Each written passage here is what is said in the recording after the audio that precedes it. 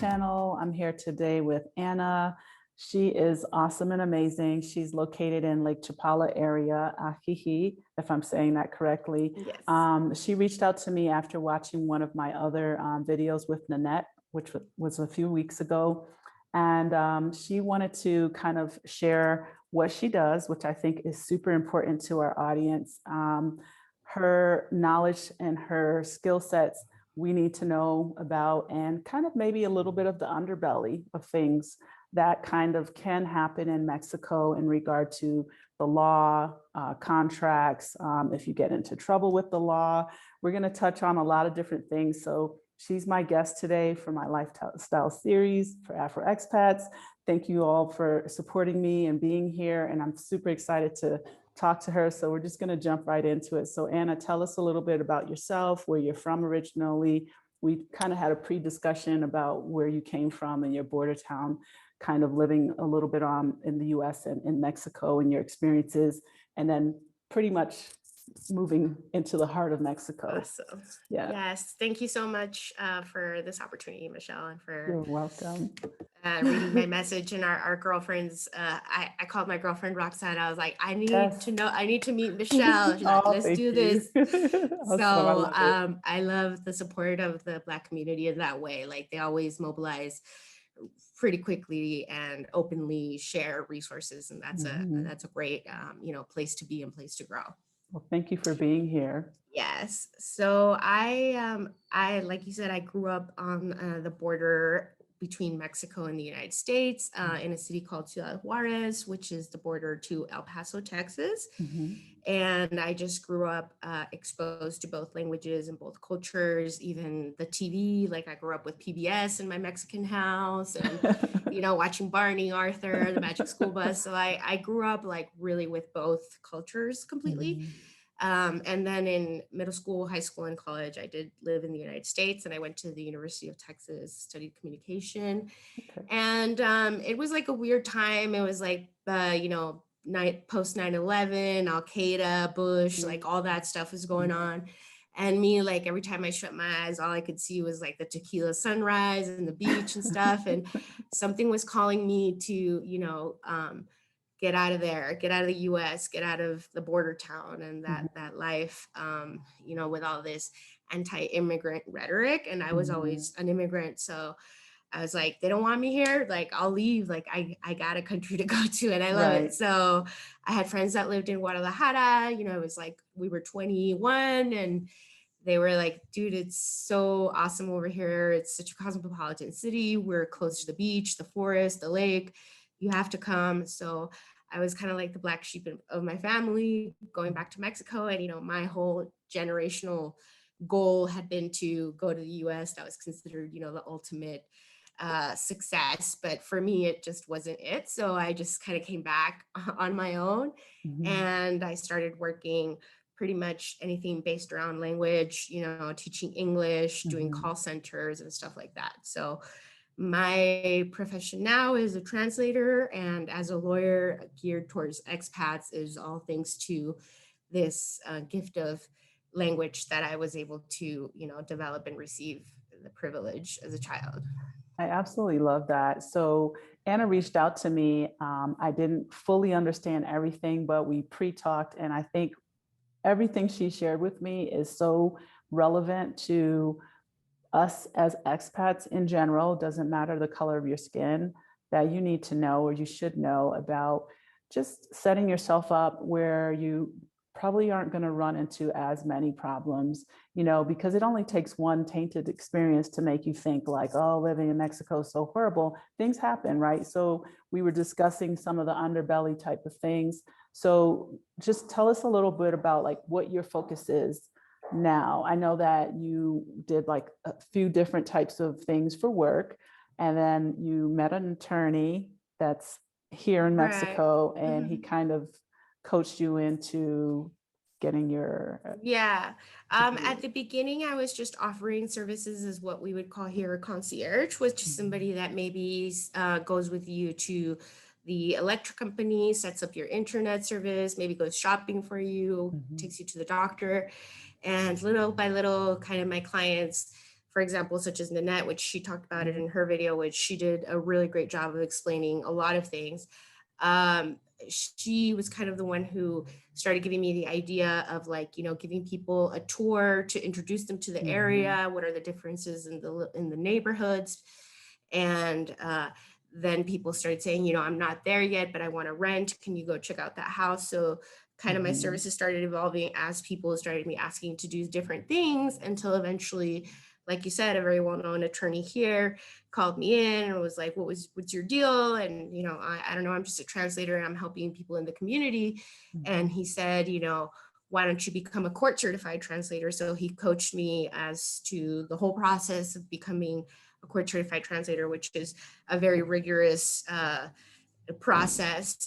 It involved going to school for a year, a ton of paperwork, recommendation letters and stuff like that. And then once I started become a court translator and understood that it was important that I understand the law as well, it was kind of like, well, might as well study law. So I did enroll in law school, and I just finished law school last year. So I haven't been able to graduate because I'm still due for my internship. Because of COVID and all that stuff, it's kind of been like hard. So, you know, but as far as having all that experience in the courthouse from being a translator and then going to school and all the cases that I've gotten to see my clients through, I've learned a lot. So my goal is to have consultations and educate my clients way before the problem happens, and focus on preventative measures as much as I can. So I do offer to review people's contracts, leases, deeds. I offer people, you know, help with their wills, their medical directives, becoming executor. So, you know, I have all your information on file, and just give a service kind of from beginning to end for anybody that's going to live here. At the moment, only here in Lake Chapala, but, you know, eventually, hopefully, we can grow up and grow out, you know, and have more branches, perhaps in other states that are. I'm like rooting for you, sister. Yes, yes, I I'm love rooting it. for Yes. you. So tell me a little bit more about just kind of like the contracts, for example, deeds. If someone owns a home, like what's this process? Because I think it's a little different here. You can better explain this because I'm guessing right now. If I own a home, can I leave it to a relative in the US? Right, exactly. Yes, you can, although depending on if that person is a resident or not, they might have to pay capital gains on that property if they're going to sell. So, for example, when it comes to like the wills and the properties, I think first and foremost, it's very important for people to understand that your assets in the US need to have a US will, and your assets in Mexico need to have a Mexican will. And you shouldn't assume that things are going to get cross mixed. So everything in Mexico stays in Mexico. And in Mexico, we use notarios, which are significantly different than a notary in the US. Like a notary in the US only has to give public faith, but a notary in Mexico is actually somebody who has studied a career as a notary, like a whole university career. They have to have a degree in it. It's somebody that's appointed by the governor, and it's a lifetime appointment. So like if that notary were to die, they can inherit their notary office to like their family and stuff. So it's very difficult to become a notary, and it's expensive. So usually what you want to do is work closely with an attorney who already has a relationship with a notary, and that attorney is going to be the one who advises you. So a big mistake, and something I'm always like, no, is people say, okay, I bought a house and we're using this notary. The notary is going to verify that the deed does indeed belong to this person who's going to sell to me, and they're going to do all the due diligence, where in fact that's not actually true. The notary is not your lawyer. They're not really out there to look for your best interest. And in many cases, because notaries have so much power, there have been a lot of frauds, especially to expats, you know, where deeds were written in Spanish and bad translations were given, and somebody else was appointed as the beneficiary if somebody died. Like that's a Wow. very common, was a very common scheme. It's not a big problem now because obviously people are becoming more educated and stuff, but it definitely happened a lot in the past. So my recommendation is always get you a real estate attorney, and the notario is not your private particular attorney. They're just They're there to not actually necessarily looking out for your best record. Yeah, they're interest. just there to record the transaction and put it in the public registry. Like that's their job. Okay. But you should always have your own attorney to review everything the notario is doing and everything everybody else is doing. So and a lot of people are like, that's too much of an extra cost. Why would I need that? It's something that it's like, you have to be smart about it. Like, right. You got to be careful because you don't want to buy real estate.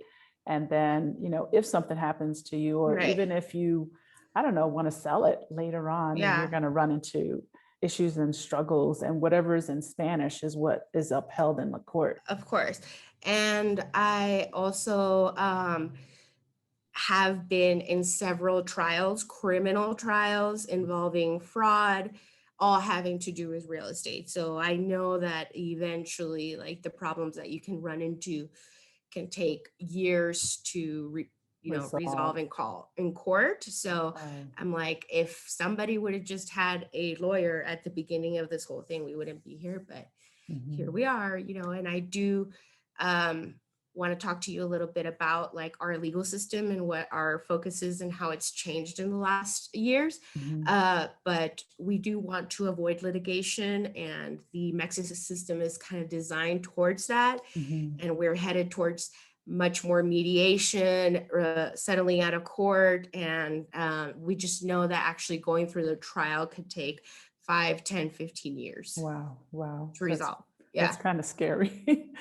Like the last thing you want to do is, end up in court. And, we're kind of a new generation of lawyers where we're not happy when a client has to go to court. Oh, that's going to be more money for life for me. Like that's not like what we want. Is alternative restorative justice, and coming up with, mediations and some kind of agreement and avoiding litigation altogether. So you were doing concierge services, and now your focus is really similar, but more from a contractual, checking, agreements and things like that, translating because sounds like that was your thing. Like you're very good at making sure that it was written clearly in both languages so people get what they're supposed to, or what they signed up for or paid for. Right. So right now, like if your landlord provides you your contract in English and Spanish, but it doesn't say who translated it, then, the things that would have to be figured out is like between you and that person. And like you said, the president's is always going to be the document in Spanish. If you receive a translation that's signed and sealed by a certified translator, then actually the trial would be against me because I made the mistake in the translation, and it gives you kind of that extra protection to have a certified translation of any legal document, because then, that's giving you that extra assurance, and you believe that this was the true contract because it was a legally translated contract, which is different than, oh, well, you told me. The judge is going to say the onus to get a correct translation is on you. Okay, right. Exactly. And a lot of people, they want to show up to court and say, but it's not possible. I don't even speak Spanish. Well, that's the problem. Ignorance is bliss. Ignorance but it's not the law. Yeah, it's not an exclusion of the law. Right, exactly. So I know this comes up, and I just thought of this, and I think it somewhat applies where people aren't sure how to handle, for example, a security deposit. Do you run into challenges or things where people feel either jaded, or is there like a process that you would recommend to ensure that you kind of either are living it out? I've heard so many different things, and we were talking about this, like the information on Facebook is really not the law, and it's so random and it's so like incomplete. So give me your feedback on that.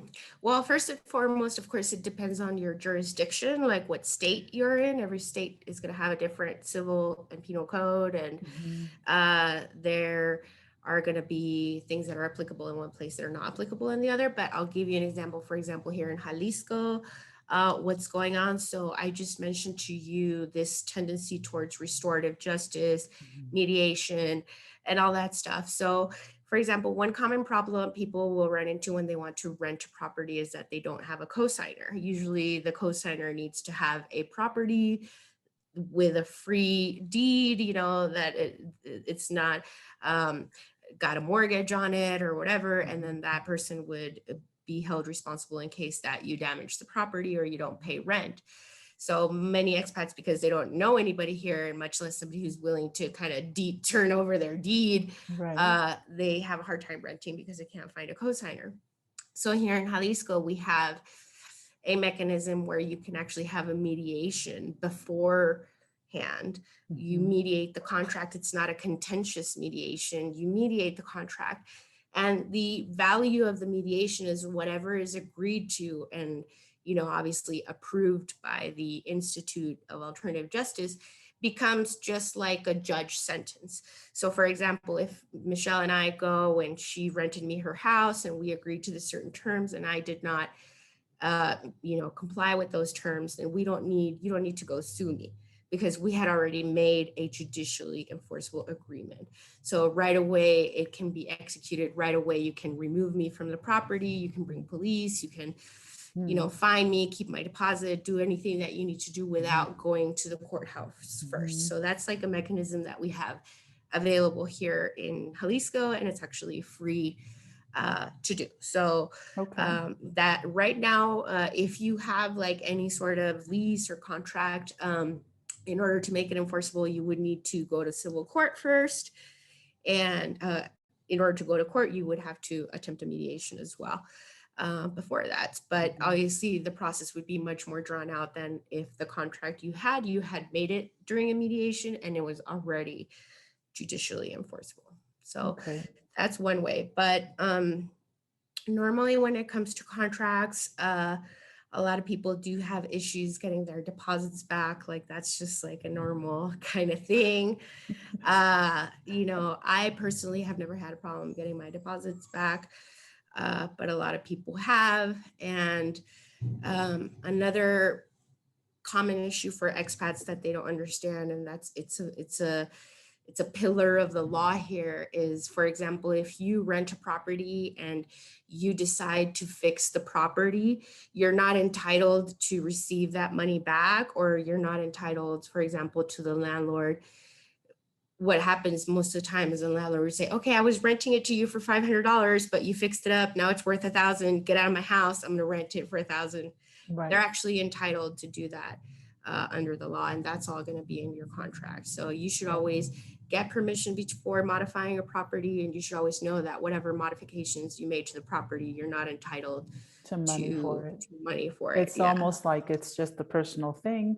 It's for your pleasure, and that's exactly. Yeah, but those are the kinds of things that you want to look at, you know, what does it say in your lease about that? Yeah. But also, I think another point to make about that, and it's really minor, is that here, as opposed to in the US, you can take certain things with you that you put up, you know, like in the US, if you install an AC or certain things there, they say it now belongs to the house, which I think is crazy anyway. But here you can, you know, like if, for example, I came in, there was a chandelier I didn't like in here, and I really wanted a ceiling fan because I said, oh, when it's warm, I want to put in a ceiling fan with a light. When I leave, I'm taking it with me, unless I go to a house. As long as it doesn't damage the integral structure, or it's like you don't leave a hole there. Then yes. I would replace it. I'm gonna put their chandelier back up. Yeah. But and it's always like, you know, it's hard to mediate and to make so many, you know, specific arrangements sometimes with your landlord. If you do have that language barrier, you know, you want to make sure that everything is kind of this and that, and then you want to think about, well, really, how am I going to enforce this at the end of the day? That's why you want to have your legal advisor to your specific situation to make sure, you know, that you're going to be able to enforce those agreements that you make, which is a whole other beast, you know? Yeah. And I think that's a little scary for, again, expats moving to Mexico, because I know when we were moving, you know, we found this apartment or townhouse, whatever. And, you know, just again, so many different good stories, bad stories, horror stories, you know, not so satisfying, pleasing situations. I think, as you said, a lot of times we hear about all the happy, happy, happy, but things happen here. And when they do, they're really horrible. And it's frustrating because I think, again, we go in with the expectations that they're going to be handled the way they are handled in the US. It doesn't mean they're not going to be handled. It's just a different process. And I think people need to understand that the process sometimes can be harrowing, because if you don't speak the language, someone who offers a service like yourself, it's sort of like, you know, it's a huge sense of relief. You know, when I came, I wanted an attorney to look at my lease because it was in Spanish. And I'm like, my Spanish is okay, but it's not great. And I want to make sure that whatever I'm signing and whoever I'm handing, you know, these pesos over to, that one, they're actually the owner of the house. I remember reading that, you know, making sure that it's not like, you know, 5 owners in a family and one decides that it's going to rent, they're going to rent it. And then the family shows up, the other part of the family shows up and they're like, who are these people in my house? It happens, you know, because sometimes when people need to, you know, earn income or whatever, they sometimes will do things that are not cool, you know, and it happens even in the US. So I can't really make it sound like it's just here, but I think when you don't understand the law, you don't understand the language, it can get very frustrating. And, you know, these are like some of the things that we wanted to just kind of go over today. Yeah. So, yeah. And there are a lot of, it's very complex, the difference between the structures in the US and Mexico. And I think that, you know, unfortunately, the easiest explanation that maybe expats sometimes like to recur to is like, there is no order, there is no law. You can pay off, you can bribe, nobody cares, nobody's gonna come, you know? And that's just like really not true, you know, and you don't want to find out once you're in Mexico in jail, Right. that wasn't the case, you know? Exactly. So I like to educate my clients a lot on trying to give them like a view of the comparative systems and, you know, let them know that there are different kind of types of currencies. So for example, I give kind of this relocation tour where I have people for 2 hours and we converse a lot. So something that I always tell people is like, for example, people say that Mexican people are really polite. You know, we say thank you for everything. We're always greeting each other. Da, da, da. But there's actually like a very important social reason for that. So because we don't have the infrastructures of a police like you would in the US, where, you know, you would call 911 and like some serious looking cops would come and they do their job like very seriously. People who live in Mexico kind of know that the police doesn't actually, you know, resemble so much like this SWAT military type of police that you have in the US, you know? So we don't have that, you know, the ambulances, like normally, like for example, if you called an ambulance, like you would have to pay them cash right there to take you. Right. You're not going to get billed by your insurance, you know? So we rely on each other. So we're polite to each other because those are the structures and those are the people that are eventually going to help us out of a pickle. You know, if I need a tortilla, if I don't have water, you know, if there was an earthquake and I need to be taken, like it's going to be your neighbors that are going to drive you to the hospital. It's going to be your housekeeper, your gardener. And those are the currencies that we kind of work in. So there's order in the chaos, and it's very difficult to detect what those structures are and how they function, even as a Mexican person, you know, because so much of the communication is unspoken. You know, I'm sure you've touched on that before, you know, the understood things, and we're not like direct speakers, you know, what we don't say what we mean all the time. Agreeing with you, even though I'm never going to show up because I'm about 10 other things to do. But when they're there, they're there.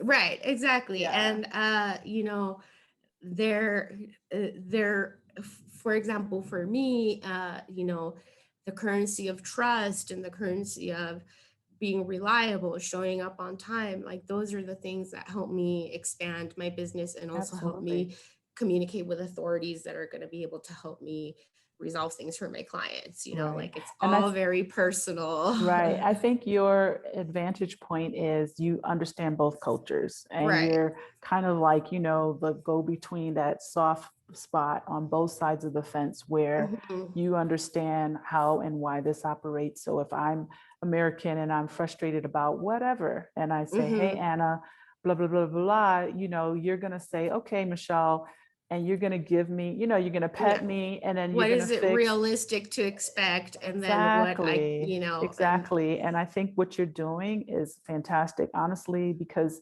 there's so many scenarios mhm. that arise that we don't think about, even just from offering your initial services, the concierge services. I mean, I've had times where I did not know where to go to pay a bill, just translating things Mhm. online. It's everything feels so word of mouth here.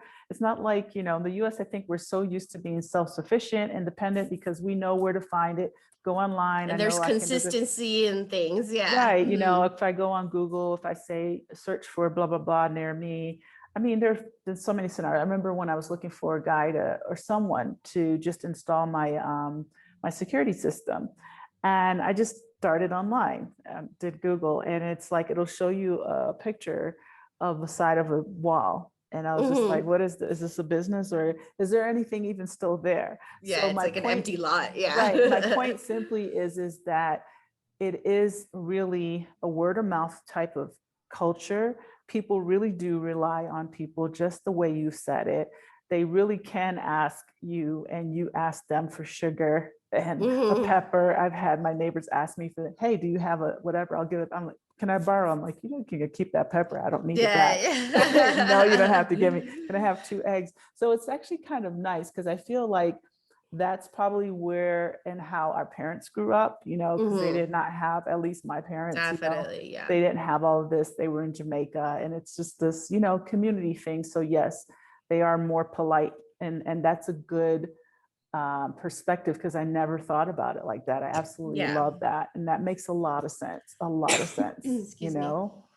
Yeah, and it's important, I think, like regarding the language, because I'm a linguist, like, and I am a language nerd. Like, in the US, I was in AP English, Love it. and like sometimes I obsess about words and my translations and stuff. But like, I don't personally believe that learning a language is for everybody, like it Mhm, just really isn't. And I think you discussed it when you talked to Nanette, mhm. especially if you're like retirement age and stuff like that. Like, Yeah, I I don't don't I feel don't like think it's that stress. offensive when people are here for 10, 15 years and don't speak Spanish. Like, I get it. Yeah. It's a whole thing. But I also do know people that did learn the language, and it's very beautiful to see when they kind of cross over to not just the language, but really understanding the Right. culture and the meanings and Mm-hmm. the sentiments behind things. Mm-hmm. Um, but yeah, I mean, if you want to have somebody to help you, don't there are people who are coming here saying it's not necessary to hire a translator. It's not necessary to hire a facilitator or a lawyer. I don't need that. I can Google it. I'm going to find out online. And, for me, clients who are already in a big problem afterwards, the feeling is always shame. They're always like, I'm True. so ashamed because I really researched and I really tried and I really thought I knew. And it's Mm-hmm. like, you could have paid me a $20 consultation and I would have told you, Right. like, Exactly. Exactly. but you didn't want to rely, you didn't want to Or they give up didn't control, know. and I think a that lot of people only, don't yeah, know. And I think what you're yeah, doing is not overly common. I right, mean, I think that you'll find that in maybe some bigger, like, yeah, expat hub yeah, areas. I know that here we have like a Sonia Diaz. She yeah, has a whole website on, how to get a hmm, visa, how to get a driver's license, medical insurance, and blah, blah, blah, blah. However, like, just kind of seeing the value in that. I think sometimes people don't always see that. And I don't yeah. think she provides that same service that you provide in Yeah, translating. I don't it's think so. different levels. There's actually a really good office, a legal office that's kind of like somebody I'm looking up to in Merida. So like there's, you know, it is a thing, it's a niche, it's growing, obviously. It's not just the baby boomers anymore, even though they are a significant flow. Like we're definitely having, you know, 40-year-old commuting, telework, children, single moms, like it's really everybody now. Like for us, we had a huge boom, you know, and it's not a political comment, but we had a huge boom after Trump was elected. Like a ton of people came down. And there was also, the dollar was worth more pesos, so that gave people, you know, more spending. So there's a lot of factors that can influence all of a sudden like these waves of people coming, like definitely people who are looking for a little bit more authentic, organic type of life. You know, I haven't been to the US like in 15 years. And honestly, like, I feel like I would be horrified. Like I'm in a sci-fi movie. Like, I don't even know what to expect, you know, because I'm straight up living like in a village with horses and cows and sheep like, on the side of the road. Yeah, like I just don't even know what it's like anymore. Oops. So, you know, I know that there's a lot of things that can cause people shock, and I'm very sympathetic to those things, and I try to prepare people for what can happen. And like you said, sometimes some things can't be avoided. Like I've had clients that are the nicest people, like very open, you know, they don't have a chip on their shoulder, but their home was constantly burglarized, and that was enough to have them leave. Or somebody got sick and they realized that the medical care really wasn't what they thought it was, which like for me, I would a million times prefer the medical care in the US than here, just because of the liabilities. Like people say, well, the medical care is cheaper in Mexico. That's because we're not carrying all those insurance, legal liabilities. So it's like, you know, here, if somebody, you know, dies on the operating table, like there's not going to be a lot of recourse. Whereas in the US, you're looking probably like $1 million lawsuit. So obviously the doctor's going to be a little bit more careful. So there's always kind of, you know, trade-offs. And you need to find out if, you know, what is the trade-off for you? Like, what are you willing to give up, you know? Exactly. And I mean, I think on the same lines of conversation is they do have pretty decent medical coverage, but yes, in regard to malpractice suit, you know, and even just, you know, with a vehicle or whatever, like here you're going to find places where there's danger around you that we're not accustomed to, and there is no recourse, really and truly. You know, if your child steps off the side of something that somebody didn't finish building, they're just going to be like, well, you should have been watching them, you know. And I'm not saying that it's not because they don't care, it's just it's not an insurance lawsuit society. People don't spend money on this. It's not set up this way, is what we're saying. So, you know, it's like you said, if there's an extreme scenario, you know, you need to understand what, you know, what that is. And I think that that's where, you know, this is a great conversation that, you know, it's not to say the underbelly, but I feel like it's the non-roses of, you know, living in Mexico in some ways, because yes, if you get in trouble or your contract screwed up and, or your landlord tricked you, or the person got your money and there are these challenges, and it's always better to probably shell out a little extra money, get help, get it right. Have your lawyer on speed dial. Somebody comes up to you, hey, this, that, the other, you had a car accident, you had this, you want to have your lawyer who speaks Spanish on, you know, speed dial. Like Nanette mentioned a little bit about maybe like the different concept of what a lawyer is in the US and in Mexico, but ultimately a lawyer in Mexico, like when we call and we start that legalese talk and this is attorney so-and-so, and you know, it changes things. It changes the way that people treat you, because they're like, okay, this isn't some clueless expat who doesn't understand what's going on. We're going to shake them down.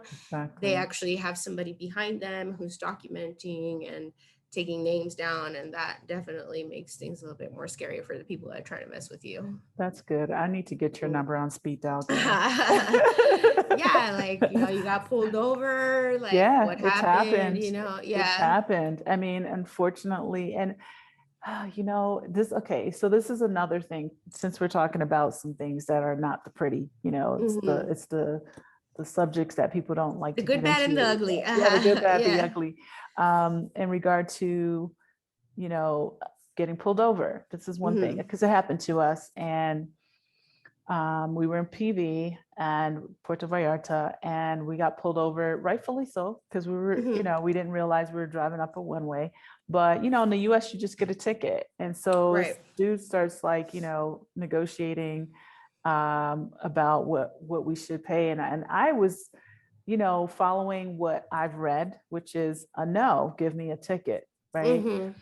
Because of where we were, it was the day we were leaving. You know, my husband was driving, and the way it works here is that they try to take your license, They right? should. And maybe even your license, one of your license plate, because most cars or all vehicles have a plate in the front and a plate in the back. And I think that that's because there's not like a intricate system where they electronic, can, electronic, where they can call you in and check everything about you, blah, blah, blah, blah. They take what you need to get you to show up and go back and get it. That day in particular, we were actually driving back. Let's back up a little Tell bit. me more. In Mexico, we have the police, and then we have the traffic police, which is different than in the US, where a police would also do the criminal cop would also do the traffic. So here we have two different, you know. But there's also so there's the okay. So what's the difference between the federale police that and would the traffic? yeah, Is that would the be like same? a federal policeman. Okay. But usually the federales, they police the roads, like the federal toll roads. Okay, gotcha. But like if you were in a normal town, you would have the municipal police, which are not allowed to give traffic infractions, and then you would have the tránsito, which are the ones that are just dedicated to vehicular traffic. Okay. So I have no idea who it was. So that would be the first thing, like, who the hell is pulling me over? Like, do you even? That's good to know. And it was 5 a.m. Anyway, we were going up the wrong way. So it was rightfully, you know, he's pulling us over. But anyway, the point is that, you know, he wasn't readily to give us a ticket. He was literally asking us for money, and we kind of were like, you know, no to the money. Initially, that was what I was saying. And my husband's like, I'm not giving him my license, you know, because we're here. And I didn't blame him. To go back. Yeah. Right. To get it. And so just kind of, like I said, understanding that these things do happen and it's unfortunate. And I don't know what the right way is to handle it, because I think a lot of times expats just feel nervous because of the language, and they feel pressured. They don't understand the law. So they agree to pay, and it continues kind of like, you know, this thing happening. Yeah. Unfortunately. So what's your take on it? Yeah. What would you do? I happened kind of to have a client, like at the very beginning when I started to do the legal matters, who had some issues with the plating on her vehicle. So, you know, all she wanted was to keep her vehicle, and, you know, she was willing to do whatever. So she did end up paying a bribe to, you know, get her vehicle out of the pound.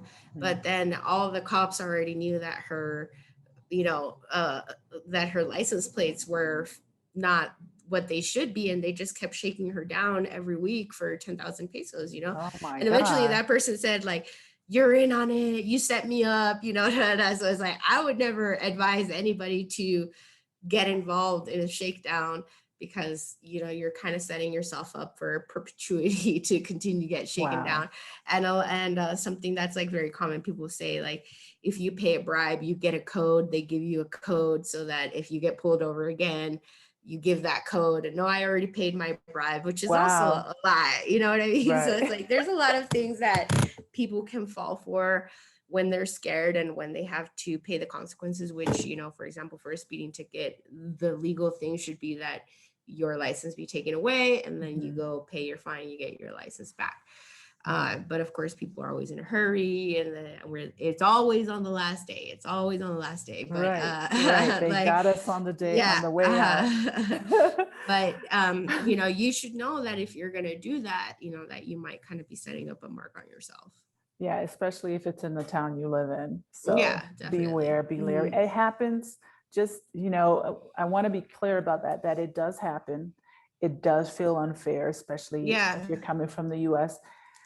unfortunately, more often than not, people will pay it because they just want to leave the Yeah. scenario, or they're nervous and they can't communicate, and the other person's taking advantage of it. And then there are people who don't do it, because we've been pulled over in San Miguel, and the guy just was like, okay, just be careful. It's 1-to-1. Yeah. Here everyone stops. It's 1-to-1. Every street is a stop sign, even though there's no stop Because sign. they don't have lights. Yeah. Yeah, no lights and no stop signs. It's just, you should know this.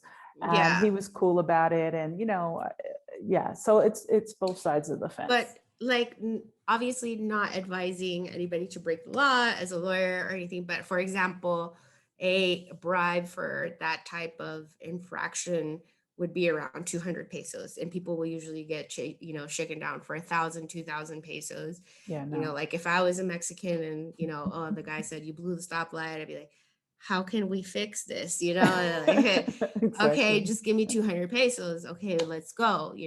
But if expats usually get shaken down for like a lot more money. Yeah, well, I say no. If I'm this is what I'm gonna do. If I'm in my town and I get pulled over for whatever it might be, I'm saying no. I'm gonna tell them to give me a ticket, and I'm gonna handle it that way. I'm not gonna give them money. This happened in a different place, and he asked for more. He asked for 1,000. And I said no. I was like, nope, I don't have it. Sorry. And then we ended up doing 500. And I was like, I'm fine with that. 25, let's get going. And whatever. Again, I'm not advising that that's the way you handle it, because as you said, it could be, it depends kind of where it is, where it happens, but it does happen. So don't be so like bent about it, and I don't want to say that's just the way it is, but in reality, it is kind of, that's the way it is, unfortunately. Yeah. And I don't think it happens so often, but you can find pockets of people you'll run into where it's happened. Well, two things. First of all, so like a very effective thing against this is to have a dash cam. So like I used to have dash cam, and I've seen some some expats post on the groups also like their encounters, and they're going back and forth, and they say to the cop like, there's a camera right there. The cop, oh, okay, like that really scares cops if you're like, I have a camera that's recording us right now. That having a dash cam is something that can help you, especially if you're going to be driving throughout the country. Yeah. The other thing is, for example, there's levels like here in Jalisco, they're very active with the anti-drunk driving checkpoints.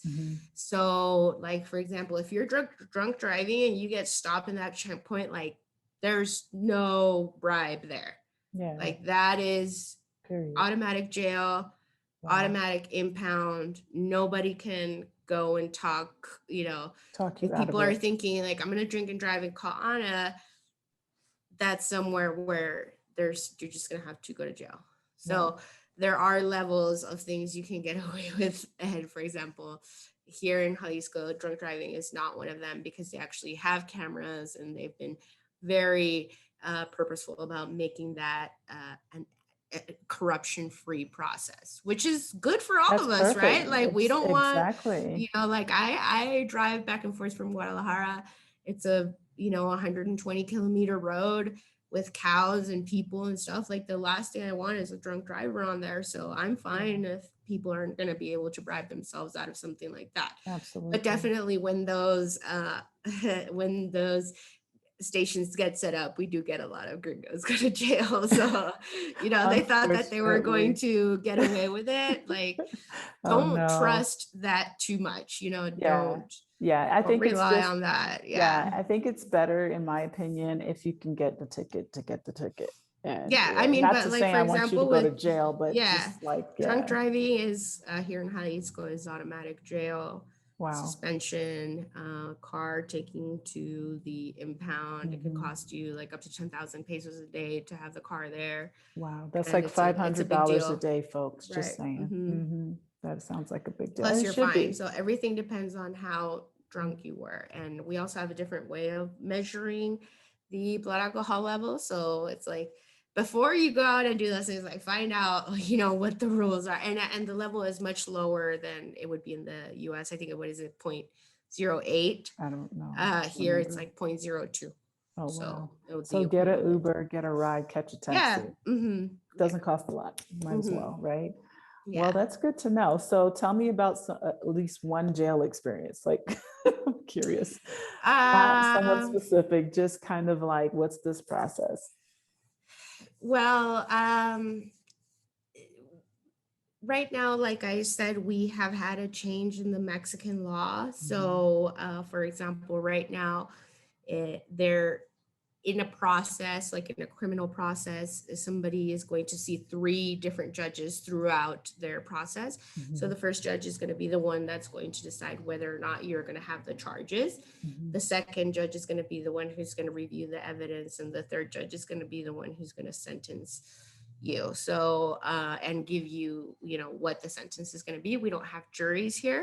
mhm, Um, and so yeah, we have had people charged with murder, mhm, um, involuntary manslaughter, like for example car accidents where they ran mhm, over somebody. mhm. And so yeah, I mean, for us it's kind of getting them off on technicalities is, Okay, the obviously the skill of the lawyer to know the law, right. whether or not the detention was illegal. For example, if there wasn't a certified court interpreter at that time, then that Mhm, wouldn't be considered a legal detention because everybody has a constitutional right to have an interpreter. okay, So those are the kind of things that we kind of look for, those okay, technicalities to get people off on. okay. But most of my clients have been victims, victims of crimes, victims of Mhm, fraud. Like we were talking a little bit before we started recording, a lot of real estate fraud, mhm, with real estate, with contractors, mhm. houses that have fallen apart, millions of pesos lost. Wow. All of that is very difficult to recover. So always get you a real estate lawyer that's going to Mhm, check on the credentials of the engineer, of the architect, because a lot of people call themselves lawyers, architects, engineers, doctors, and they're not. So mhm. there is a way to verify online whether or not these people have had degrees in what they say. Like, for Mhm. example, if you Googled me, you wouldn't find mine. You Right. know what I mean? So it's like, it's important. Like, a lot of people can talk a lot of game, but it's up to you to like find out like where the rabbit hole kind of ends and who can you, Right. Right. really officially trust. Yeah. That's interesting. So, since we're talking about the illegal things Hmm. or things that Yeah. happen and contracts and stuff, we sort of brought up like what's acceptable in regard to marijuana. That's a Oh huge yeah. thing Yeah. here. People have misconceptions about it. They think that, maybe it operates the same way as that it does in the US. I know someone who thought they could send a shipment from the US to Hmm. Mexico and had to literally take off because her Yeah. shipment got stopped. So just, That's like yeah, international drug trafficking. Yeah. I know, I Yeah. don't understand it. Yeah. I'm not really sure. I think it was just the misconception now that, Hmm. oh, It's CBD legal. oil. Yeah. Yeah, CBD oil. What's okay, not okay, or is it just absolutely Yeah. no, no, no? Yeah, and I told you that this was one of the things I wanted to touch on because it's Mhm, kind of like a hot topic right now.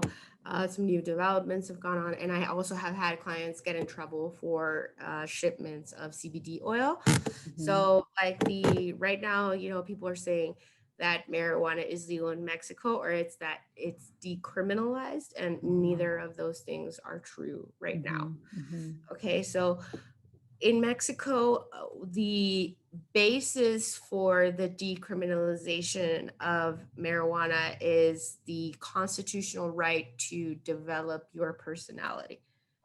mhm, Okay, so like the first article of the Constitution says, like everybody has a right to express themselves without, experiencing racism and prejudice or being denied any opportunities for being who they are in their mhm. personality.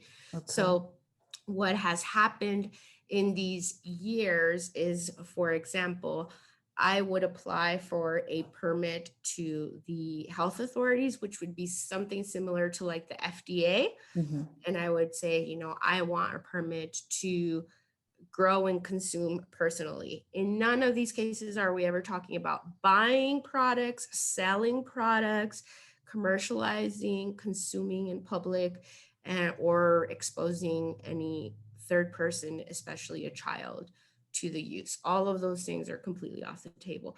So just the fact that, like, for example, CBD oil that you're, and both cannabis and THC are considered like psychotropic substances, both of them. So even if you had a CBD oil that doesn't contain THC, that would still considered a prohibited substance. So just the fact that you are actually commercializing those things, that already doesn't apply to what we're talking about, that you would be, you know, have a constitutional right to use. We're only talking about growing your own stuff and consuming it in your house where it does not affect any third person. Like if your neighbor's going to complain about the smell, then I'm already out of the bounds of what's allowed.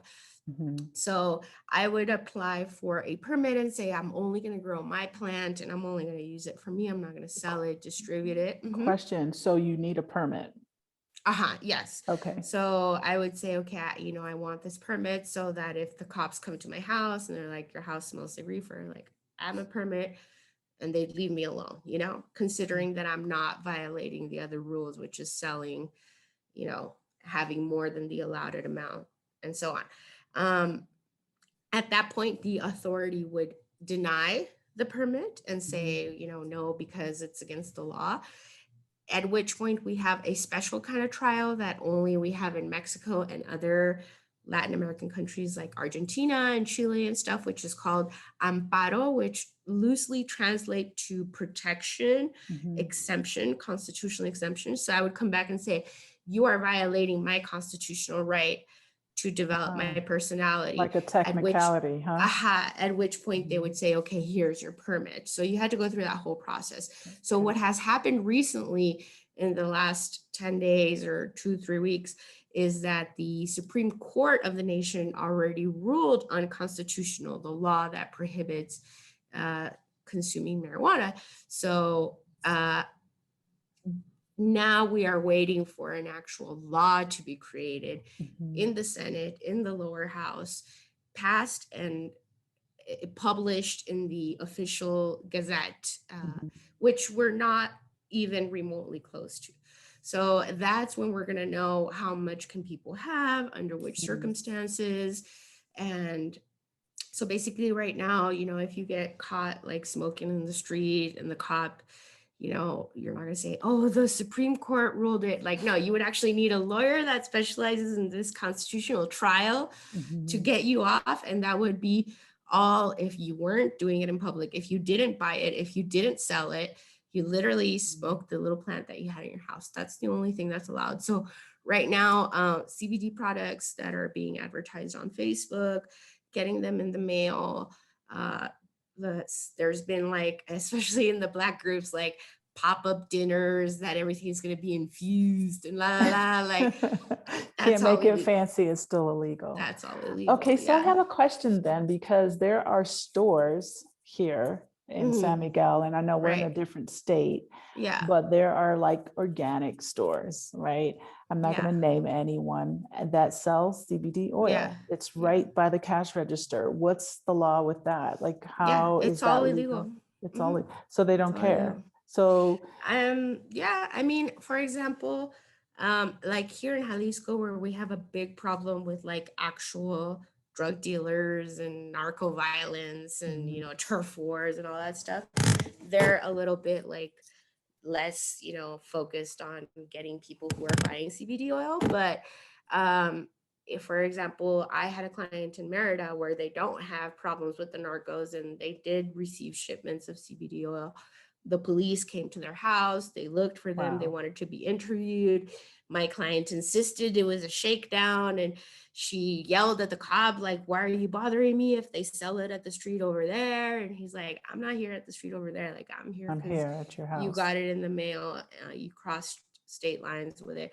And there was a whole process that had to be dealt with there. So was it a shipment within Mexico? Yeah. Not an internet, because the person I was talking about was an international shipment. Yeah, that's even and I don't more, even and I think it showed up at like a local place that gets mail from the US. and they were looking for this person, and she literally took off. Like she jumped in her car and like went back Yeah. up north to the US. So and I don't know if she's Yeah. returned since. And I just thought, Like, like, and why, at what point did you think that that was okay?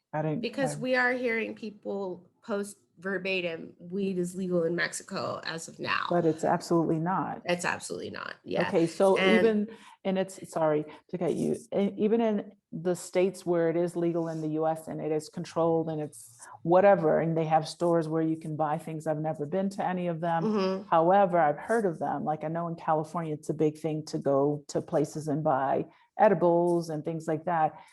It's nothing in Mexico resembles this. Absolutely. Okay, I want people to understand that. No, Okay. no. And another big one that I'm like, what is people try to cross into the US with their gummies and their oil? Like that, like getting into Mexico is not nearly as bad as trying to get into the US. Like you Right. will go to federal prison, US prison, like immediately with Wow. gummies, with vapes, with this, that, and the other. And I know a lot of people are bringing it back and forward, and they're just like, oh, they're ignorant of the law and it's not going to work, whether or not a prosecutor is going to actually pursue it and prosecute you, Mhm. that's all subject, but whether or not you're liable, like absolutely you are.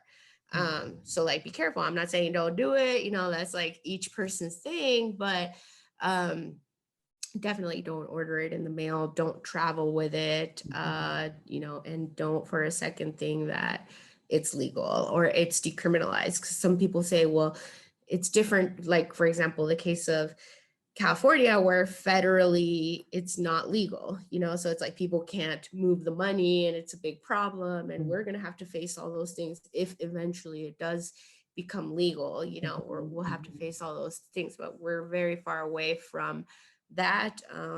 The Senate and the legislative is actually on break right now, and they're not set to retake the initiative until next year. So, oh, interesting. Wow. Okay. So that's like super good information for people to have, yeah, because I do think, as I said before, people coming from the US may view Mexico as less structured when it comes to yeah, the law, but I think that's just ignorance of the law. And as I said, I've seen CBD everywhere. I've had people ask me, hey, you want to get this? Right in the storefront. And I've been told, and I don't know a lot about marijuana, the ingredients and whatever, but I've had people say, well, if it doesn't have THC, don't know what that means, in it, then it's not illegal because it does. Is any of that true? It's just no, like I said, both okay. cannabis, which would be just regular CBD oil, and THC, which would be the psychoactive that actually gives you like some kind of reaction. Both of them are considered controlled substances. Okay. So it's illegal. But yeah, but of course, there's people who are gonna watch what like people have tried to sell me marijuana peyote cream on the street. Like, what is this girl talking about? Like I know that there are realities that exist parallel to things, but if push comes to shove and you want to argue with a police officer or a prosecutor about whether or not this sold it, and you saw your girlfriend did it and they did, like they don't all want to of hear those it. They don't things care. don't apply, especially you might actually piss off an officer if you're saying like, why are you trying to enforce the law in a country that is lawless? Like that's an offense to the officer. And there's a lot of people who want to do that, just yeah, inhale deeply over that one, because I'm yeah, like, absolutely, like that's even more like culturally slapping that officer in the face and getting yourself into and deeper then troubles. or like you're just trying to shake me down, la la la. But it's like, no, like there's codes We're doing and our it's job. written in the code. Yeah. Whether or not they're going to pursue it is something completely different, but you should never off the bat assume that they're not going to. Okay. Now, what about, and I know this is illegal, but I know it happens where they have like, gatherings that are with shamans and, these ceremonies, and they're called like natural, Yeah. healing sessions and things like Yeah. that. all of that is All that is legal. okay. Yeah, illegal as well. Yeah. Okay. Although I have never actually heard of any like crackdown happening. I've heard, for example, some health authorities alerting people to like the dangers of doing it, and if you're not under medical care, what that could do to you, ayahuasca, peyote, and stuff like that. So there's not like a huge criminalization of it, but I just, one of the cool things about being a court interpreter is that they require 120 hours of training a year to renew the seal, the certification. So all of those courses are given by the magistrates and the judges and stuff. They're like, when you come into court, because what I am is a court expert.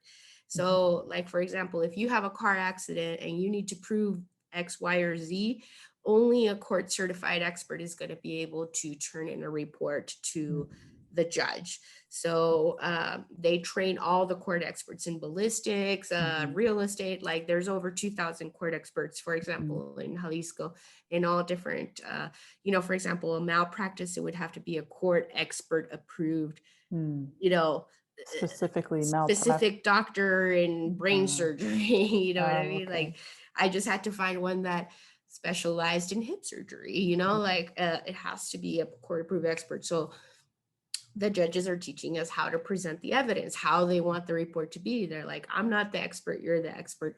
So in those cases, you would need to kind of have somebody prove, whatever point you needed. But when it comes to ayahuasca, they just told us in a course regarding this new development with the Supreme Court that those are all still considered psychotropic, substances. And something that is interesting, like a precedent to this whole constitutional right to develop your personality, is that there's people who have actually gotten permission to have cocaine as well, arguing, if you take away my coke, that's like, so we are kind of in the new frontier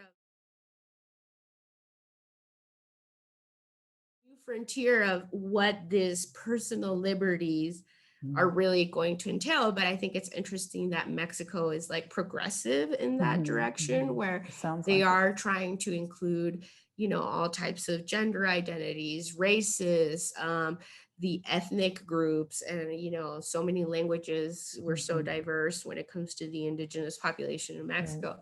We're trying to really get constitutional about protecting all those people. So it's going to be interesting, like, to see where do those rights, border on affecting other people, Now, question, since you brought up the indigenous folks, and I know that some of these things are part of maybe traditions in an indigenous, does it have the same, do the same laws and rules apply? For example, in the US, I think if you're on, Indian land or, soil, what they consider the laws that would be constitutional in that area don't necessarily apply to them. Is that somewhat the same here or not at all? Yes, we have different sources of law. So one of them we know would be doctrine, the other would be code, and one of those sources is uses and customs. So there are several places, for example, in Chiapas, there's a lot of territory that they are ruled under uses and customs, and the military and the police cannot go in there and enforce anything, and they might have like their own actual militias and stuff like that. That's happened in Michoacan, Oaxaca, and those are all because of those ethnic communities. But it's very different, for example, to use peyote in a religious ceremony than to commercialize bring the peyote out and sell it and all that. I'm not really even thinking about, I was just kind of curious about how did the laws apply. And it's because it makes a difference when we're talking about, for example, the controlled substances, whether or not you are selling or buying, as to whether or not you're just like having your own stuff in your house. Okay. And what's the amount that you can grow in your home for those who might want to be it's undetermined right now, but we're thinking maybe it's going to be 3 to 5 plants. I think they were talking about 21 grams. I think that they were saying that they want to make it the equivalent of like a whole cigarette pack would Okay. be what's legal for you to Mm. have. But it's even been a problem in the US where like, well, how big can the plant be? You know, I was just thinking the same thing, like a yeah, big plant or like a yeah, little tiny plant. yeah. And so we still have a long way to go before somebody can tell us for certain. Clarity. And it won't be a law until it's actually published in the Federal Gazette. That will be the day that, okay, it's legal, let's have a party. But as of right now, absolutely nobody should be thinking that they're off safe or off the hook buying any type of product that contains that kind of substance. Okay. That's all great information. I'm so glad that you brought it up so we could kind of talk about it, because I think, again, there's the loose thought processes behind a lot of things. And I think this is all very, very informative. I do want to know, like, for example, just a crime, like what kind of average sentencing does someone get for, let's say, murder? Because I'm curious. Well, like I said, we are actually focused towards restorative justice. So there, like, for example, if the murder was involuntary, there's actually, you can pay a complete fine. You can pretty much pay to restore the damage, even if the person passed away. And it's like an issue because people say, how are you going to restore the damage? You didn't bring the person back to life. But if the other party agrees, you can settle even for that type of murder. Okay. So, but it's very it depends. Like that's the answer every lawyer is going to give you. It really depends on the case. Like we have somebody right now who's being accused of, like, somebody broke into their house. We could talk a little bit about gun laws too, because I'm like really interested in that. Please. But an American, somebody broke into their house, and the American kind of rallied up the hoodlums from the hood to go kill the guy. And now that guy is in jail for murder, but they said that he tortured the person for a couple of days before he murdered him. So all of those affect what kind of crime you're going to be charged with. And, obviously at the end, the sentencing, and at the end, the judge is the one that decides the sentencing. So one part of the trial, once you've been declared guilty, is what we call individualization of the sentence, where they say, okay, you can do 7 years, or you can pay $1.5 million pesos, or you can do a mixture of both. But then even after that, you still have many ways to appeal that sentence, either by saying my trial, calling mistrial, which are all very loose comparisons to, I'm trying to put it in a way that you understand. It's not necessarily called a mistrial here, but, you could call for a mistrial. You could say, you violated my constitutional right. The law that you're citing is unconstitutional. And there's just a lot of ways to appeal. So even after somebody's been declared guilty, we could still go on 3, 5, 7 years just debating on the sentence. Now, in those 3 to 5 years, is that person in jail, or are they? It depends again on the situation. Yeah, because we're working out the system right now, because we had a complete overhaul of the Mexican system 10 years ago, where the US, what they have is common law. So they are based like on legal precedents and what the jury decides. Whereas here we have civil law, we focus on codes, and it used to only be a written process. Like you would never actually go to a courthouse or a hearing. Everything would be submitted in writing, and the judge would send you back in writing. So from 10 years from now, we started actually having spoken trials, where we actually go to a courthouse. Like we didn't used to have that before. We actually just started having hearings, just started having testimony. And if somebody's like a movie buff or likes documentary, there's a documentary called Guilty Until Proven Innocent, and that was one of the movies that started, showing what was wrong and why so many innocent people were going to jail Mhm. because they weren't being heard by the judge. So we Mhm. have a new system, and, it all depends kind of what goes down in that trial. Nothing can be taken into consideration except what is presented during the hearing. So nothing before and after. It's Right. just what you put out there. That's so interesting. I'm so glad you Mhm. brought that up. So tell me about the gun laws. Okay, well, a lot of people, they think that guns are illegal in Mexico, and they're not. Mhm. You can actually have a gun in your house. You can have up to 10 guns. Mm. If you are an expat and you have permanent residency, you Mhm. can also have guns.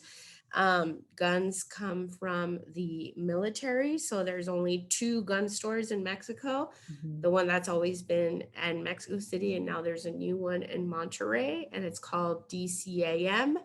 They Mhm. only sell new guns. Whenever, like, if I buy a gun from a private person, I need to go register the gun with the military Mhm. under my name. It's very hard to find out if a used gun has been used like in another crime. So it's like not advisable to buy a Mhm. used gun. There's a lot of traffic of new weapons coming from the United States, but Mhm. it's not illegal to buy those weapons. It's illegal to traffic them in, but it's not illegal to buy them. So Is it I, illegal for you to bring a gun from the US in your absolutely, car yes, into it's a Mexico? federal crime. Okay, Yes. all right. So Because you I've cannot had bring, people ask me that, and I'm like, I yeah, don't know. you cannot bring a Mhm. gun unless you got a hunting permit before you brought the gun and you're going to use it for hunting purposes.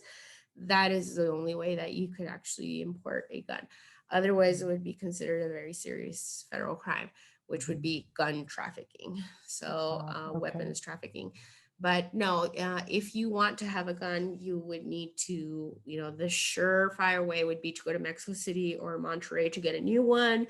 You Mhm. would have to fill out the paperwork, which includes explaining why you want it, all your identifying documentation, drug testing, Mhm. criminal background, and all that stuff. So, but what you can't do is you can't carry the gun outside of your house. You can only take the gun from your house to Mhm. a shooting range, but it has to be unassembled and in its box. Mhm. So you cannot carry a gun in the street. If you are a policeman or a bodyguard, then you can apply for a special permit for that type of gun. Okay. All right. And That's good to know. so, but even for example, if I had a gun and I used the gun to defend myself, like I would have to prove that the bullet was like 0.5 seconds away from killing me and that I was justified in killing the other person, or Mhm. else I could be charged with excessive force. Worse. So it's very Interesting. different than maybe like some of the laws in the US, like the stand your ground, where it's like if you feel remotely threatened, you can just kill the person Right. right there. Like here, Right. If it's very they broke into your difficult. home. Okay. Yeah. Very interesting. Okay. So you Yeah. can Like people buy, get like yeah. super triggered when people ask questions about guns, like take your mentality somewhere else. And, that's not how it is in Mexico. But that's another thing that's not true. You know what I mean? Like Mhm. there are gang members and there are a bunch of people that have illegal guns. Mhm. We all know about Mhm. the Fast and the Furious and how the US has fed the cartels with more and more guns. So of course Right. there's a lot of people that have, bad people with guns. But if Mhm. you're a person that you know how to use one, Mhm. obviously taking into precaution storage and safety and stuff like, and Mhm. I'm not like a conservative Republican like at all, but I do, like to have guns and I'm ready, you know what I Right, mean? right. And Like, that's and fine. And yeah.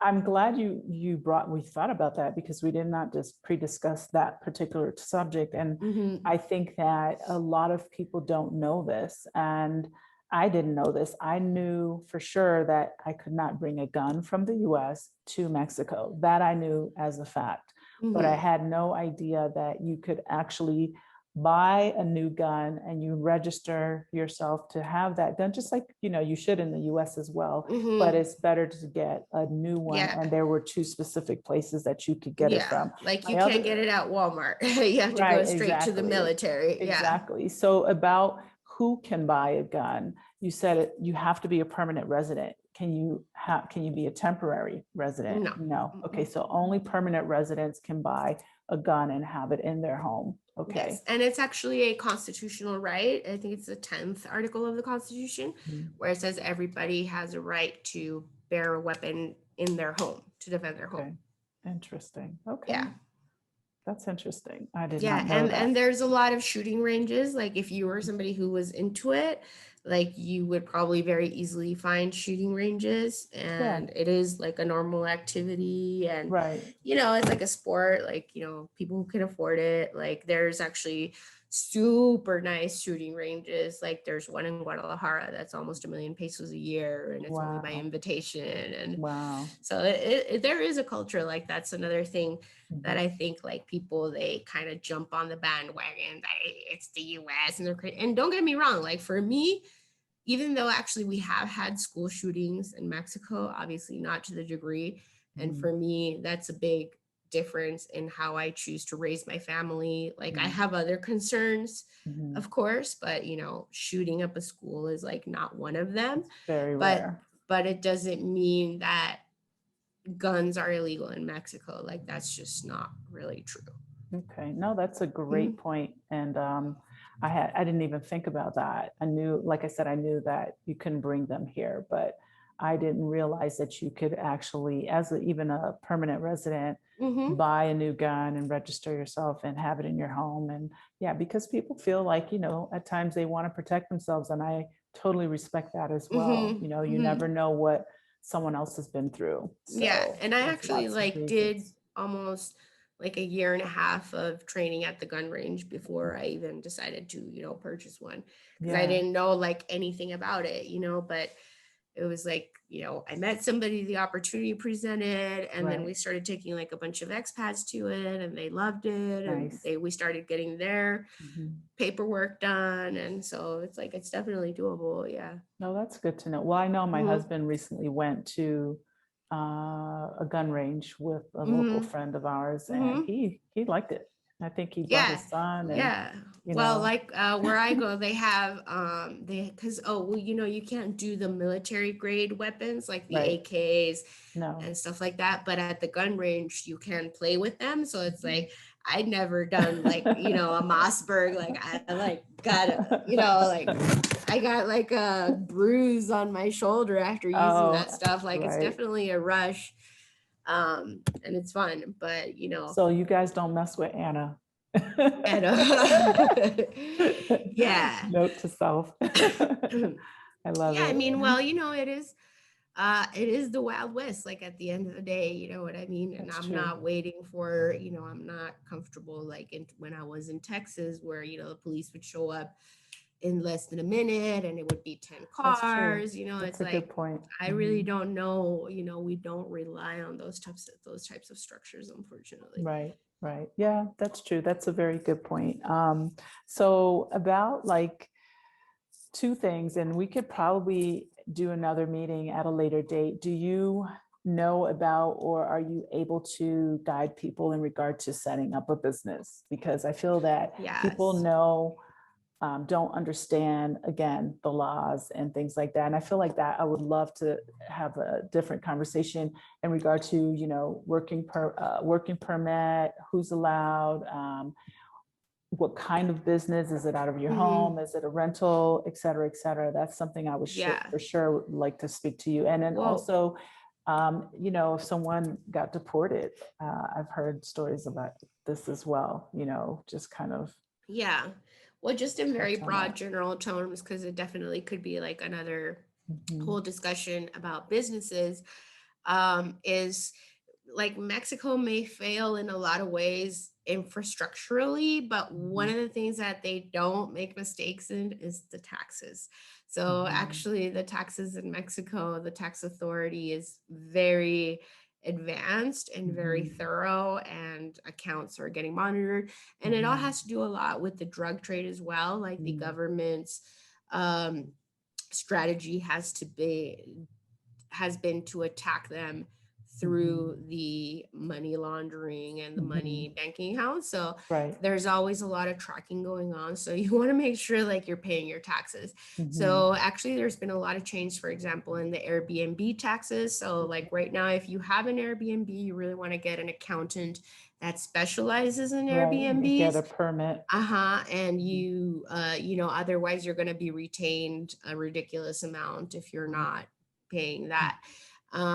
There's also, when it comes to setting up a business, like something that I struggle a lot with getting my clients to understand is that it's important to incorporate your business. You don't want to be the face and name of your business. And, you know, we have a different type of invoice, which is a fiscal, you know, invoice, and people like a factura.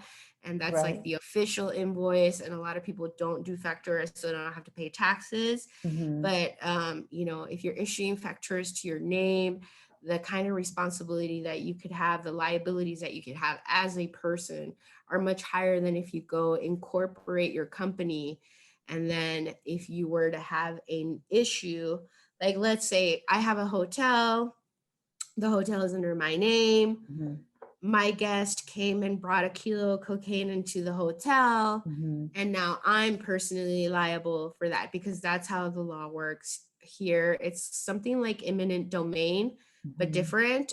It's not the government taking your property, but if you're just suspected of any criminal activity, the government can seize all your properties. Oh, wow. And you can go to jail. It's a very serious thing. And this is very important for people who are landlords and all that stuff. You want to have clauses in your contracts that protect you and saying, you know, I release myself from any criminal activity that the tenant may have, because otherwise all of your assets are going to be frozen. Meanwhile, we see whether or not it was your problem. But if I incorporate and all my properties are under the name of my corporation, then I don't have to go to jail, and my legal representative can deal with it.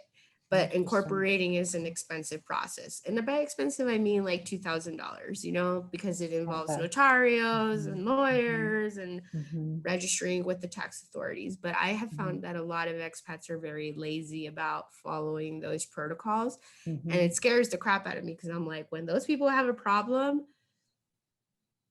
then you're gonna, you know, they have money to renovate and they have money to the, you know, the publicity, but you know, they need to be more careful about the preventative care, you know. But it's like when you go to the doctor and the doctor says, you know, you need to slow down with the fat, and you don't want to hear that stuff, right? You want to go out and enjoy and but then when you're here with the heart attack, then what are we gonna do?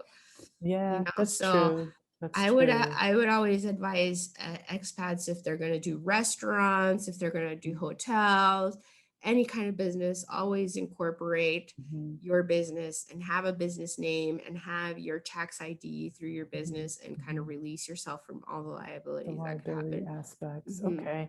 I would love to do another conversation with you about that, like Sure. just the business stuff. And, you know, here's my thing. I've been asking 2 people, 3 maybe, different folks about this. So I'm glad that you are able to kind of educate us, because I would be willing for you to, like, you know, do a class that people can sign up for, and, you know, pay a small amount to learn about whatever, because I feel like, you know, we are growing, and just like a lot of other cultures and people from other countries, they come and they bring things with them that they need in their communities and what they're used to buying. For example, for us, one of the big things would be hair products. That's just one little thing, you know, or people want to eat our kind of food or whatever. Yeah, everyone's it like is. vegan, gluten-free stuff right now. Yeah, keto. You know?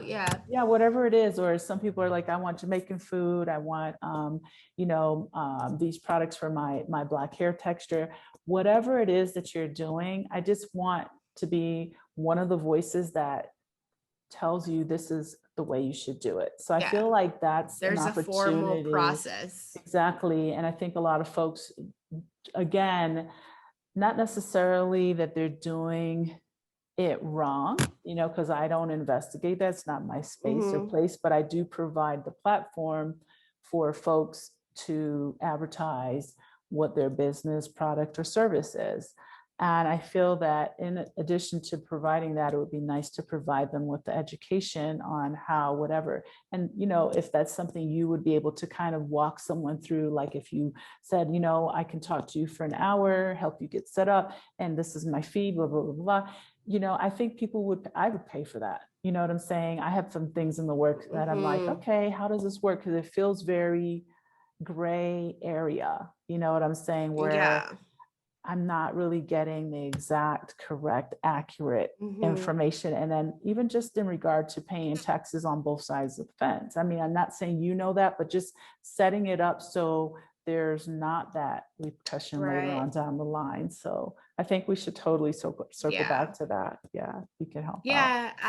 And I do, have dreams of having like a strong website that, almost like a virtual office, that people can visit from the US and Mexico. We can have meetings. Yes. I would definitely love to hire fiscal lawyers, immigration lawyers, and all, because, I think maybe that's what Nanette meant a little bit when she said that the idea of lawyers is different. It's like, there are some lawyers like me that do a little bit of everything, but it's like, jack of all trades, master of none is it's kind of type of thing.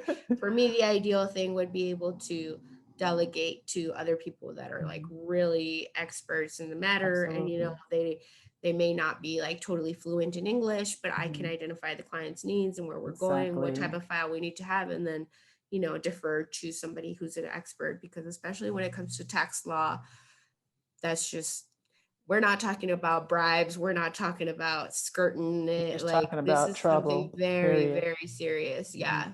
No, I've seen it in town. People even that are locals that are, born and raised here in San Miguel, whomever it is comes in and shuts their whole restaurant down. There's a big orange sign. And then it's like suspended, and it's embarrassing, right? Yeah, and you can't break those seals. Yeah, or that's another crime. Yeah, exactly. So just, I think we should totally circle back to that and have some conversations. But I think like the main point at the end of the day is like, do find somebody you trust. Do find somebody that's going to tell you if this, then that. I'm learning how to communicate more effectively with my clients about their expectations, what could happen, what's guaranteed, what's not guaranteed, and prepare them for the experience before, we run into any problems, No, it's so crucial. And I appreciate that you found your niche that helps us out. And I say us as in not just the Black community, just us as in expats. And, your knowledge of both cultures is a huge plus. I refer a couple clients here to a realtor that I just think she gets it, because she's lived in the US and she did this over there, and she's Mexican, she did this here. So I feel like that's key for people to really like get that person who's the buffer between what they think reality is and what reality actually is. So I really, really am grateful that you reached out. I learned so much today. I mean, most of the time I'm always enjoying whomever I speak with, but this is a little different because I feel like I just learned so much from you. And, I was just, my ears were like, oh my God, what? Okay. There's so much that you had to share. So thank you again for, reaching out. And I would love to circle back with you. Maybe we can talk a little bit offline about some other topics and things. And like I told you, like for me, just like for some reason, it's mostly been like Black women, but the Black women that have hired me and that have gone on this adventure with me, because I actually posted yesterday, like I'm building the plane as I'm flying it, like literally. I saw that. And it's like they have always been like super supportive, super cheerleaders, giving me referrals, go girl, from here, keep, so it's like, for me, like in the US, like, of course, there was like, I went to college and I had Black friends and it was normal. Like I never had an issue with it. But here it's just been like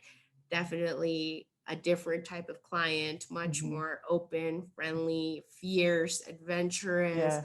Yeah. ready, you know, like Nanette for me has been like a huge example, you know, um, of things that maybe I thought like, oh, well, Americans aren't gonna like that. They're not gonna put up with it, or they're not gonna Mhm. do this and that. But like, you know, she mentioned she is living in that 3,000 peso apartment or Oh whatever, you yeah, know. So it's like absolutely. she made me like realize that I was underestimating my clients and that I was Mhm. like not ready, you know, that I had to be more open, that like people were ready to handle the truth and were ready Mhm. to, you know, delve into things, you know. And Right. so the courage and, like I said, the fierceness that my clients, and like shout out to my girl Roxana, like she's Roxana rocks. been, yeah, like she's been, I've been so impressed with her journey, her growth, Absolutely.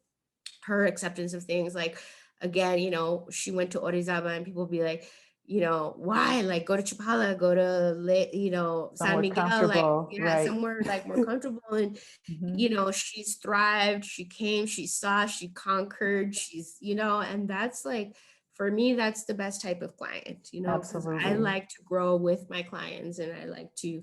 succeed and feed off each other. So Yeah, and for it me, gives it's you a the great energy opportunity. Yeah. too, and I think what's really special about, I call it this time, this movement, is there are a lot of Black female expats. And if they brought a man with them, it was really a lot of times their original idea, like I want this Yeah. and I da da da da. And I think it's special. I mean, I love to hear from our brothers as well, because I think that they need that. They Mm-hmm. also need this community and this circle. But I find it super fascinating and energizing when I speak to so many women and they're just like, yeah, and this is why I left, and this is da, da, da. And everyone's story and journey is very unique and very Mm-hmm. special and super inspiring, Yeah. and Brave. yeah, totally brave, Mm-hmm. and for whatever reasons, and or, it's not really just all about, oh, I was fed up with the US. It's just, a lot of times people just want something different. They want Mm-hmm. something new, different. There's so many reasons behind it. And I love that I'm able to meet everyone here online or in person and just kind of speak to them about what was your, experience, Yeah. even And I yours. I think, mean, I absolutely and love it. yeah, and I think even like when, because I've seen like in Guadalajara, they have a pretty cool group Mhm. of like all the Afro people. I forgot what it's Yes. called, Afro expats in Guadalajara. I'm the Um, Afro experts. I think they're the oh, what is it? Yeah, it might be something similar. Something, yeah, but like they get together and stuff, and Something it's funny because they descendants. were like, yeah, because they said something like, you know, they all met at the mall, and it's like, thank God we found each other, like, you know what I mean? Like, they're We joking, get excited. yeah, like that's cool. Like, I don't think that there's anything wrong with like meeting up with, you know, other Black Absolutely people not. in Mexico. Like when I lived in Europe, I Mhm. had the best time of my life with the Latin people over there, Mhm. because you're just in a different environment, and like some of the things that might be cool about your culture and stuff like get heightened, and like Right. all of a sudden you love all this stuff much more because you don't have it here. Right. And Right. like for example, like you said, like with, there's some things that are very specific, like with the hair products and stuff like that. It's like you Mhm. need that information from other people that are dealing with the same stuff, Absolutely. you know what I mean? So Absolutely. I think that it's cool. And it's like my girl Roxana is the one who's like, you're gonna be working with the Black community now, blah, blah. And I'm like, no, they're like, Nanette got me started. Like there's Yeah, other women here, like that definitely believed in me at the beginning and have I kept love it. going and kept recommending me. Mhm. So I'm totally like into it. And like for me, having my son also exposed to the culture too, because Mhm. before I started working with expats, we had like one encounter in an elevator with a Black person, and my son was like, why is he like that? Like he said it out loud because he had like never seen a Black And person he's a in real kid. life. Kids Yeah. are And he was so like, genuine. he was Yes. 3 or 4.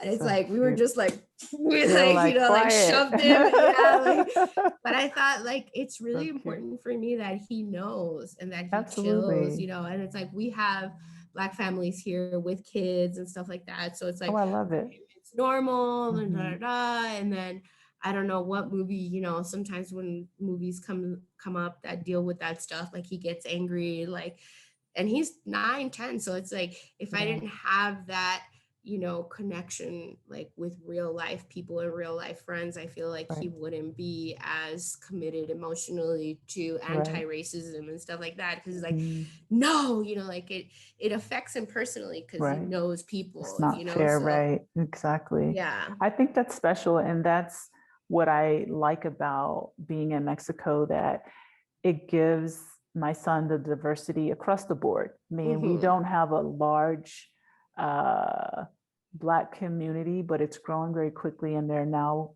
people with other boys that are around his age. And so he can see Hmm. others like himself, but he can also see others that are not like himself. And he can, Right. like you're saying, it from the opposite side of the spectrum, which is, oh, oh, okay, I'm not familiar with that, but now I am. And now I can Hmm. speak and communicate with you regardless of the color of my skin. Yeah. And it's nice for them to have that, because I really feel that one of my top priorities in moving to Mexico, or just moving abroad, was to create and have a life for my son that was like, here's a global citizen, and he gets other cultures and he respects other cultures, and he's Yeah. able to communicate and, meld and be a part of that other thing without it feeling like, I feel like a weirdo, or I feel like Hmm. a fish out of water, or whatever. It's like he's able to integrate and get along, and he sees, no difference in how he moves about society, because he's comfortable with that.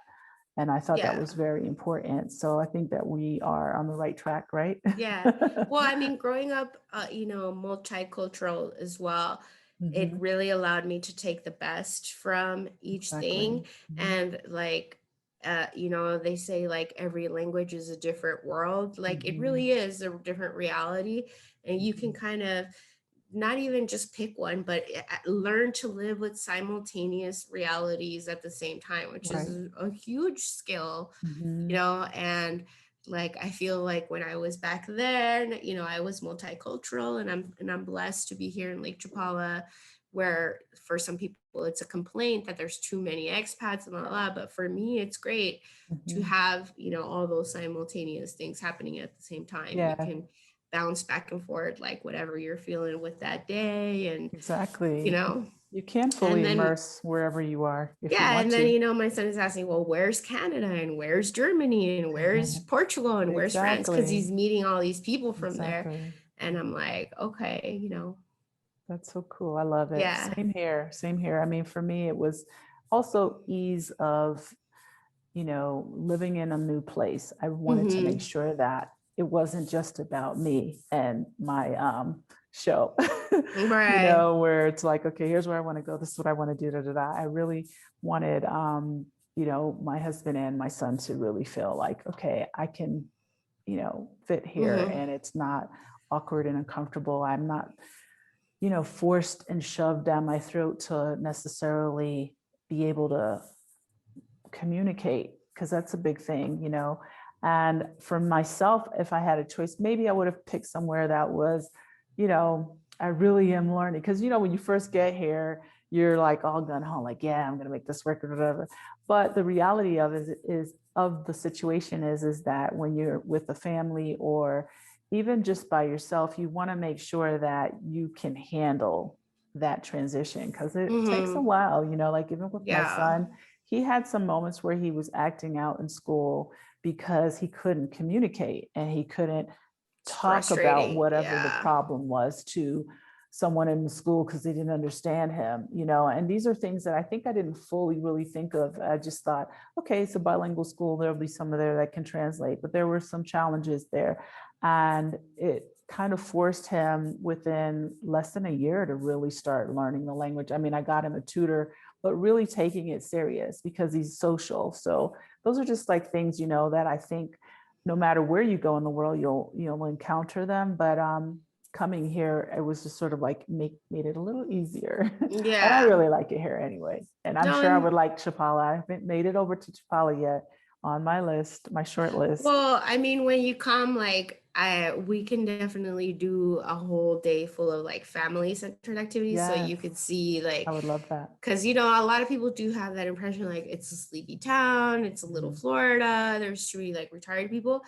But honestly, like our social agenda is so busy Yes. and we are involved in so many extracurricular activities. Mhm. And like I tell my son all the time that when he grows up, he's going to realize this wasn't normal, you know, because Yes, we are really like in the nature, the mountains, the lake, I love it. you know, and I'm like, this isn't, you know, how life would have been if we would have stayed in Guadalajara. You've Right. been surrounded by beauty, flowers, Mhm. exercise, free air, fresh Outdoor. air, Yeah.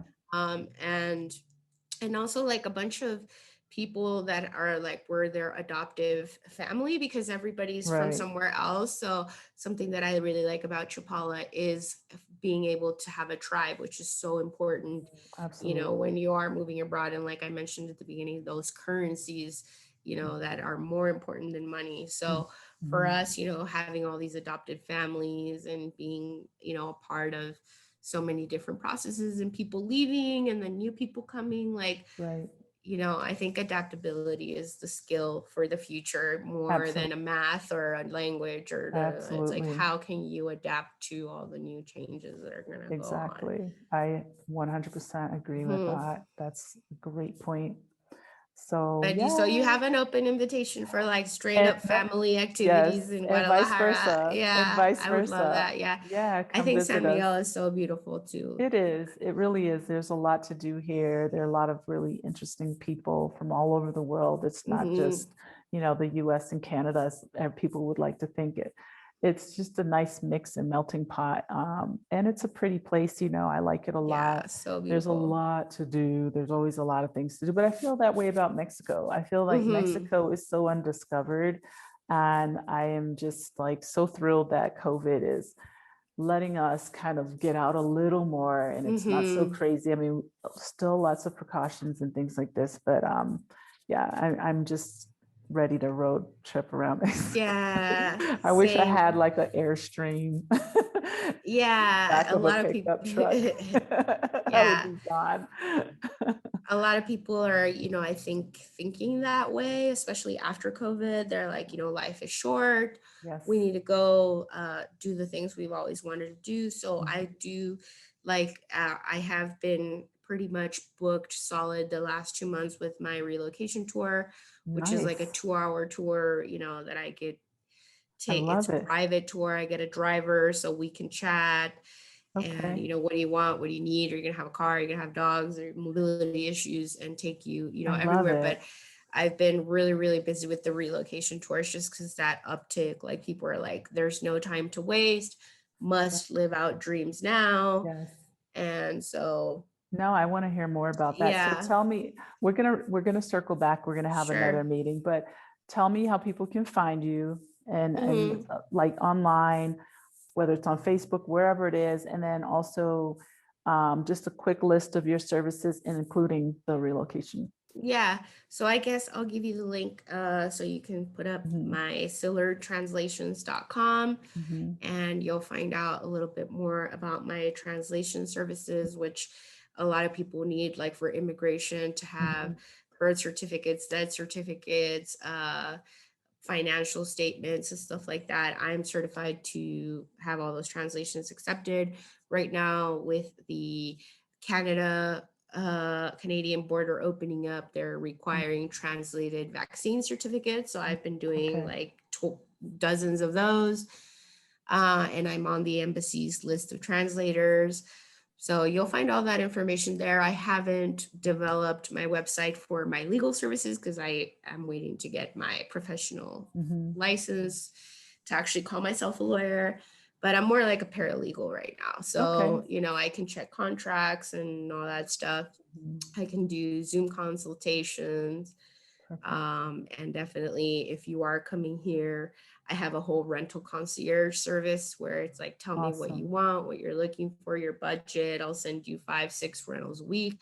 I Mhm. usually know all the agents. I don't accept any commissions. I don't work for any real estate. So if you like somewhere and I'm like, there's a problem there with the sewage, or there's a problem there with the high crime rate. Like, I have no qualms about disclosing that information, because I'm never going to receive money from any place that we rent. It's like, you're the one paying my commission with the retainer, so Okay. you Okay. have like the full disclosure, best interest. I love that. I love Yeah. that. Okay, so everything that you listed can be found on Siller Translations. translations. Okay, I'm gonna have it anyway in the Yeah. description. And you can always email me as well at sillertranslations@gmail.com. Okay. And tell me about what's going on, what's your specific question. A lot of people just say, like, I just want to have you, on, Handle it.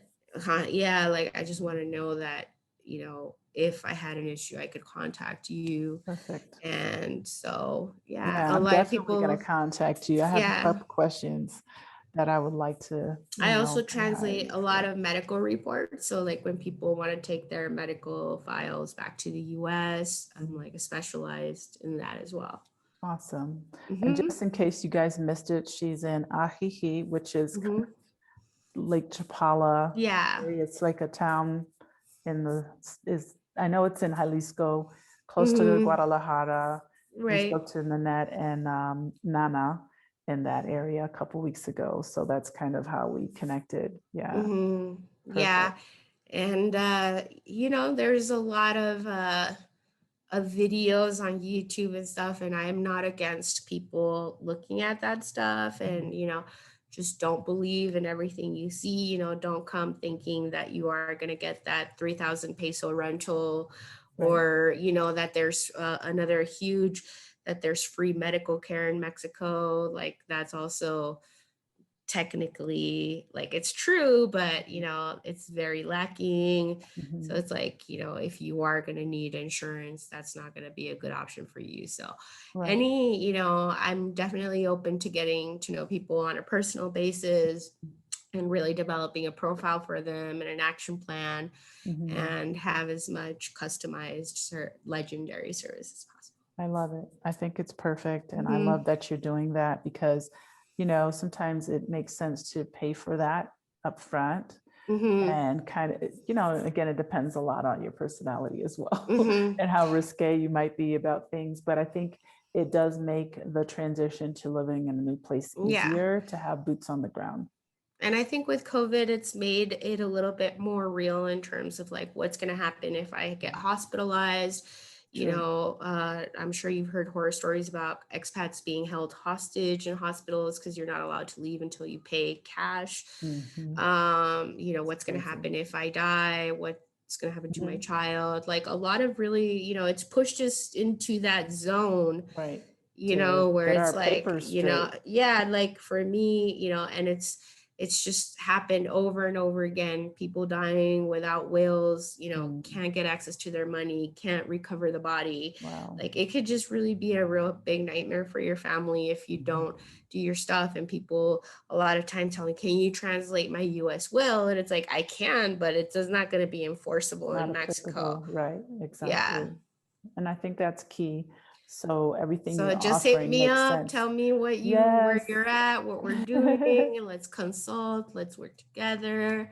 Definitely. And get me now while I'm cheap, because I don't know in 5 years, what it's gonna cost to get an hour with me, That's like, right. She's like, I'll up. be VIP in 5 years. Yeah. So, you better get on the boat right now. And, That's right. SillerTranslations.com, y'all. Thank you so Thank much, you Michelle. so much, Anna. I really, truly appreciate it. I feel like all my interviews are like super long, but I really pray that people can, get what they need and more, get answers to questions and more. And this, for me, was definitely one of my favorite interviews, because there was just so much information. I'm like, I'm definitely going to be talking to you from a personal level offline, and then also just like, circling back to some of the other things. I really would like to do one on taxes and setting up a business, and, even people maybe buying real estate, just like those things. And even if it's just from like, hey, this is my knowledge, this may not be, like you said, you don't want to be the jack of all trades, but your specialty, but it's just like guiding people down the right paths, and then, if you have referrals in the future, people that you're able to say, you know what, this is the person who really knows about that, passing them Yeah, of course. on. I want to network with the people in San Miguel and who's doing there, and Definitely, develop those networks is definitely the idea. definitely. Well, thanks again, Thank you, Anna. I Michelle. appreciate you so much. I'm so Likewise. glad that you're a part of our circle, and we will definitely circle back. So if you guys have questions about any of the things that we discussed, you know how to find her. It'll be in the description box. If you have any questions about moving to Mexico or specifically San Miguel, give me a call, reach out online, book a session, afroexpats.com, and we're just happy to be able to continue to give you information about living in Mexico and life in Mexico. Yeah. So you're part of the crew now. Thanks so much, Thanks. Anna. Thank Bye. Have a you. good one. You Take too. care. Bye. Bye.